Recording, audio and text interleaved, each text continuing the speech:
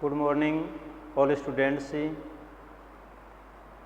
आज हम आपको वाक्य दोष के जो उपभेद हैं उनके बारे में बताने जा रहे हैं। पूर्व की वीडियो में आपने न्यून पदत्व और अधिक पदत्व दोष के बारे में जानकारी प्राप्त की। आज हम जानकारी प्राप्त कर रहे हैं वाक्य दोष के उपभेद हैं अकर्मत्व दोष और दूसरा है पुनरुक्त दोष के बारे में पढ़ेंगे हम। तो अकर्मत्व दोष क्या होता है उसके बारे में आप जानिए। अकर्मत्व दोष क्या है? अकर्मत्व दोष जिसमें कर्म सही नहीं हो। तो देखिए अकर्मत्व दोष की परिभाषा लिखेंगे आप। जब वाक्य में शब्दों का कर्म ठीक नहीं होता, जब वाक्य में शब्दों का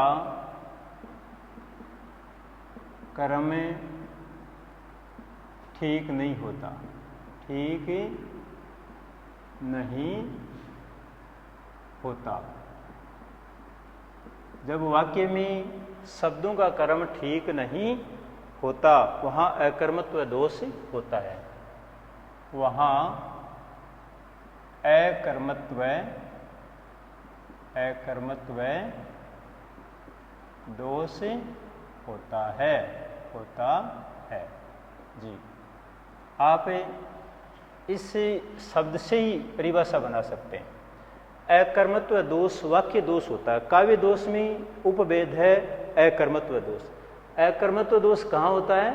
जब वाक्य में शब्दों का कर्म ठीक नहीं होता, शब्दों का कर्म ठीक नहीं होता वहाँ अकर्मत्व दोष होता है। कौन सा दोष हो जाता है? अकर्मत्व। जहाँ शब्द कर्म सही नहीं हो। कवि जब काव्य रचना करता है तो उसमें शब्दों का कर्म सही नहीं कर पाता, ऐसी स्थिति में अकर्मत्व दोष हो जाता है। तो जब वाक्य में शब्दों का कर्म ठीक नहीं होता है वहाँ अकर्मत्व दोष होता है।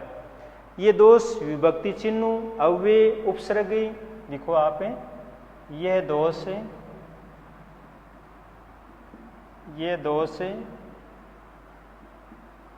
किस किस में होता है? देखो, विभक्ति चिन्ह। ये दोष विभक्ति चिन्ह अव्यय उपसर्ग आदि क्रम भंग होने से होता है। ये दोष विभक्ति चिन्ह अव्यय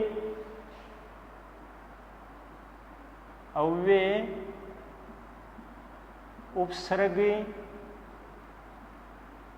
आदि क्रम भंग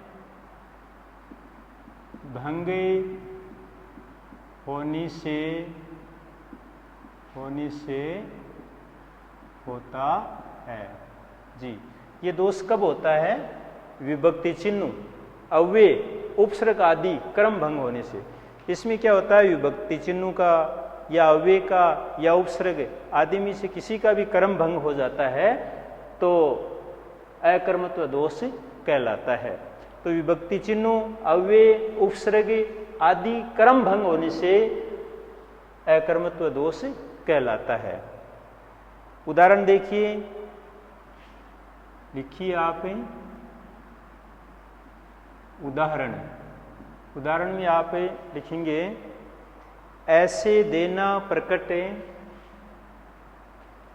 ऐसे देना प्रकट, ऐसे देना प्रकट दिखला नित्य आशंकिता हो। दिखला नित्य आशंकिता हो, आशंकिता हो। एक पंक्ति देखिए आप उदाहरण में, ऐसे देना प्रकट दिखला नित्य आशंकिता हो। ऐसे देना प्रकट दिखला नित्य आशंकिता हो। अब इस पंक्ति में आप जान पाएंगे कि देखिए इस पंक्ति में देना शब्द दिखला शब्द के पश्चात आना चाहिए। इस पंक्ति में देना शब्द, देना शब्द दिखला दिखला शब्द के पश्चात आना चाहिए। अब आपको जैसा कि ध्यान में है कि अकर्मत्व दोष कर्म भंग हो गया, ये देना शब्द यहाँ आना चाहिए, यानी इसके आगे आना चाहिए। यहाँ पर दिखला शब्द है, इससे आगे यहाँ देना यहाँ आना चाहिए इस जगह पर। ये मतलब ऐसे प्रकट दिखला देना होना चाहिए, ऐसे प्रकट दिखला देना नित्य आशंकिता। तो ये जो देना शब्द यहाँ सही क्रम में नहीं है, इस वजह से क्या है, अकर्मत्व दोष है। इस पंक्ति में देना शब्द दिखला शब्द के पश्चात यानी बाद में आना चाहिए, अतः इसमें अकर्मत्व दोष है चाहिए, अतः है इसमें अकर्मत्व दोष है, अकर्मत्व दोष है जी। अब आप नाम शब्द यानी शब्द दोष वाक्य दोषों में आप जैसे दोष का नाम देख करके घबरा जाते हैं। अकर्मत्व दोष सरल सी परिभाषा है, जिसका कर्म भंग हो, जिसका कर्म सही नहीं हो, शब्दों का कर्म सही नहीं हो, वहाँ अकर्मत्व दोष होता है।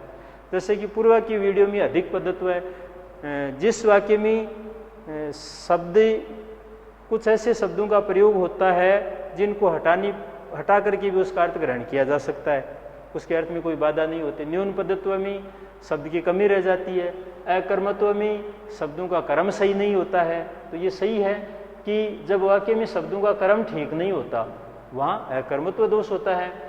और इसमें क्या है, पहचान है कि ये दोष कब होता है, विभक्ति चिन्ह अव्यय उपसर्ग आदि कर्म भंग होने से होता है। तो यहाँ देखिए देना शब्द है, ये इसका कर्म भंग हो गया, ये दिखला शब्द के आगे आ जाना चाहिए यहाँ पर, तब तो ये मतलब दोष मुक्त हो जाता। लेकिन ये जो काव्य की पंक्ति है वाक्य दोष है, ये वाक्य है, इस वाक्य में मतलब अकर्मत्व दोष है। क्यों है, क्योंकि इस पंक्ति में देना शब्द दिखला शब्द के पश्चात आना चाहिए, अतः इसमें अकर्मत्व दोष है, इसलिए इसमें अकर्मत्व दोष पाया गया है। अन्य उदाहरण आप देखिए, जैसे एक उदाहरण तो मैंने दे दिया आपको, आप यहाँ ऐसे भी लिख सकते हैं अन्य उदाहरण। जब आप एक उदाहरण स्पष्ट कर देते हैं और आपके ध्यान में अगर कोई दूसरा उदाहरण है तो भी आप अन्य उदाहरण शब्द लिख करके या क्रम दूसरा लिख करके आप लिख सकते हैं। तो विश्व में लीला निरंतर कर रहे हैं मानवी, एक पंक्ति है, विश्व में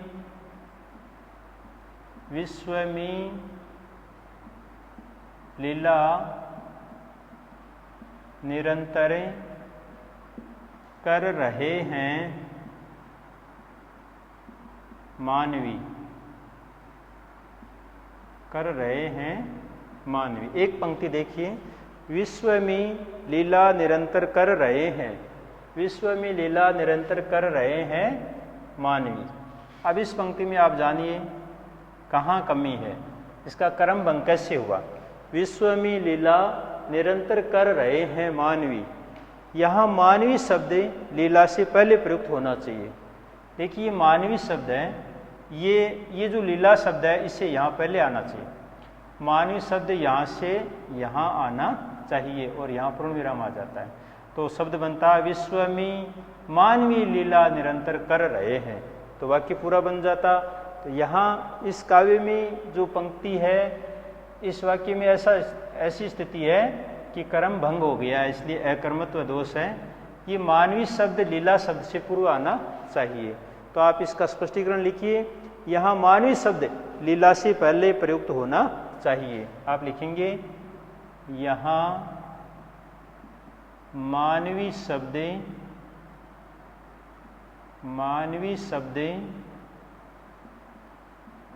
लीला, यहाँ मानवी शब्द लीला से पहले प्रयुक्त होना चाहिए, लीला से पहले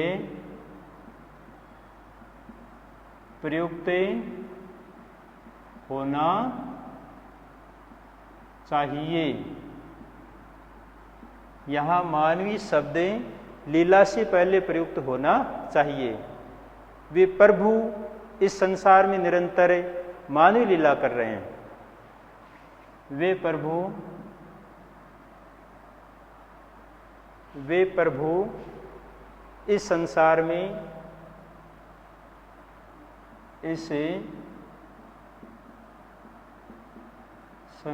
में मानवीय लीला, वे प्रभु इस संसार में निरंतर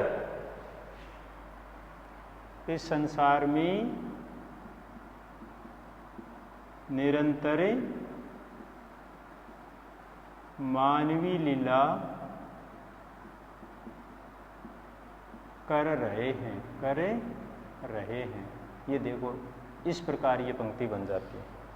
वे प्रभु इस संसार में निरंतर मानवीय लीला कर रहे हैं। ये इसका अर्थ अपन बना रहे हैं तो मानवीय शब्द लीला शब्द से पहले आना चाहिए, इसलिए अकर्मत्व दोष कहलाता है। वे प्रभु इस संसार में निरंतर मानवीय लीला कर रहे हैं। इस प्रकार ये अकर्मत्व दोष हुआ।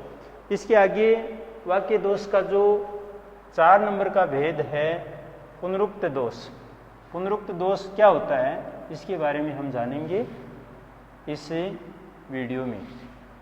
नंबर 4, ये वाक्य दोष का चौथा उपभेद है पुनरुक्त दोष। पुनरुक्त दोष, उक्त मानी कथन। पुनरुक्त दोष क्या होता है, जहां एक ही अर्थ वाले शब्दों का पुनः अनावश्यक प्रयोग होता है। लिखो, जहां एक ही अर्थ वाले शब्दों का पुनः, जहां एक ही अर्थ वाले,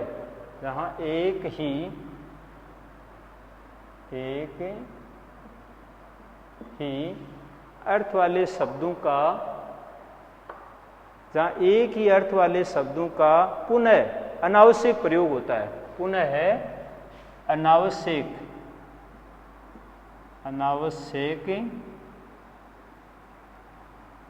प्रयोग होता है। ध्यान दीजिए, पुनरुक्त दोष कहाँ होता है। पुनरुक्त यानी पुनः है, यानी फिर से या बार बार, जहां एक ही अर्थ वाले शब्दों का पुनः है अनावश्यक प्रयोग होता है, वहां पुनरुक्त दोष होता है। वहां पुनरुक्त दोष होता है। वहां पुनरुक्त दोष होता है। जी, पुनरुक्त दोष कहाँ होता है, जहां एक ही अर्थ वाले शब्दों का पुनः अनावश्यक प्रयोग होता है, वहां पुनरुक्त दोष होता है। ये उदाहरण से स्पष्ट होता होगा। देखिए, उदाहरण अपन लिखेंगे। उदाहरण उदाहरण में कोमल वचन सभी को बाते। कोमल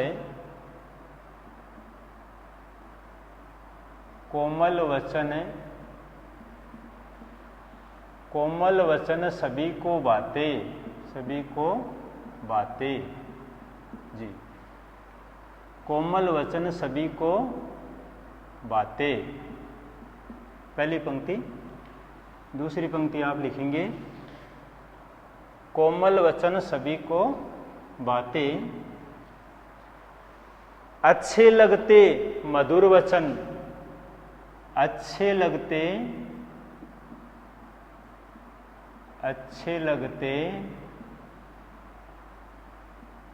मधुर वचन। ये जो पंक्ति देखो आप, 1-2 है। कोमल वचन सभी को बाते, अच्छे लगते मधुर वचन। बात क्या आई, पुनरुक्त दोष, जहां एक ही अर्थ वाले शब्दों का पुनः है अनावश्यक प्रयोग होता है, कोई जरूर नहीं है उस शब्द का प्रयोग करें ही। बातें अच्छे लगते, अच्छे लगते, बातें यानी बाना अच्छा लगना, तो यहाँ बातें शब्द का अर्थ ही अच्छा लगना है और अच्छे लगते का अर्थ अच्छा लगना। तो इसलिए एक ही शब्द, एक ही अर्थ वाले शब्दों का पुनः अनावश्यक प्रयोग होता है यानी बेकार में प्रयोग होता है, तो वहां पुनरुक्त दोष होता है। तो बातें शब्द भी आ गया, अच्छे लगते भी आ गया, बातें का अर्थ होता है अच्छे लगते, तो यहाँ अच्छे लगते भी आ गया, दोनों ही उसका अर्थ भी आ गया और शब्द भी आ गया, इसलिए यहाँ क्या है पुनरुक्त दोष है। तो ये पुनः अनावश्यक प्रयोग हो रहा है, यहाँ अच्छे लगते शब्द का प्रयोग नहीं होना चाहिए, या तो बातें नहीं आना चाहिए या अच्छे लगते। तो जब बातें शब्द आ गया तो अच्छे लगते की आवश्यकता नहीं है। तो आप समझ रहे हैं अच्छी तरह से, जहाँ एक ही शब्द, एक ही अर्थ वाले शब्दों का पुनः आवश्यक, पुनः यानी अनावश्यक प्रयोग होता है, वहां पुनरुक्त दोष होता है। जैसा कि उदाहरण से स्पष्ट है कि कोमल वचन सभी को बातें अच्छे लगते मधुर वचन, तो यहाँ बातें शब्द का अर्थ होता है अच्छा लगना, तो यहाँ अच्छे लगते शब्द भी आ गया, इसलिए क्या है पुनः अनावश्यक प्रयोग होने से इसमें पुनरुक्त दोष कहलाता है। तो उपयुक्त में बातें तथा अच्छे लगते का एक ही अर्थ है। उपयुक्त में का मतलब होता है, यानी ऊपर लिखे हुए उदाहरण में उपयुक्त में बातें, उपयुक्त में बातें तथा अच्छे लगते का एक ही अर्थ है। बातें तथा अच्छे लगते का एक ही अर्थ है। उपयुक्त का मतलब जो ऊपर लिखा हुआ उदाहरण उसमें देखिए, उपयुक्त में बातें तथा अच्छे लगते का एक ही अर्थ है, एक ही अर्थ है। अतः पुनरावृत्ति होने के कारण, अतः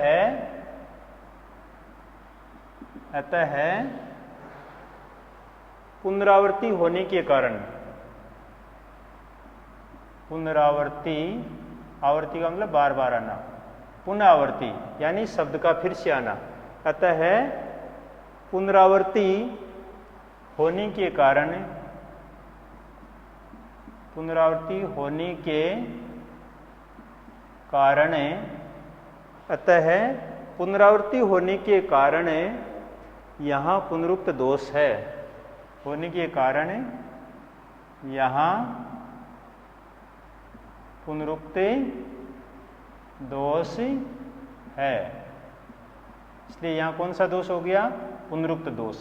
तो देखिए बातें शब्द का अर्थ होता है अच्छा लगना, अच्छे लगते, तो ये अच्छे लगते शब्द भी आ गया और बातें भी आ गया, तो बातें तथा अच्छे लगते एक ही अर्थ वाले शब्द हैं। अतः यहाँ पुनरावृत्ति हुई है, फिर से आवृत्ति हुई है उसी शब्द की, तो वो अनावश्यक प्रयोग हुआ है, बेकार में प्रयोग हुआ है, इस वजह से क्या पुनरुक्त दोष है। पुनरुक्त दोष वहाँ होता है जहाँ एक ही अर्थ वाले शब्दों का पुनः अनावश्यक प्रयोग हो, वहाँ पुनरुक्त दोष कहलाता है।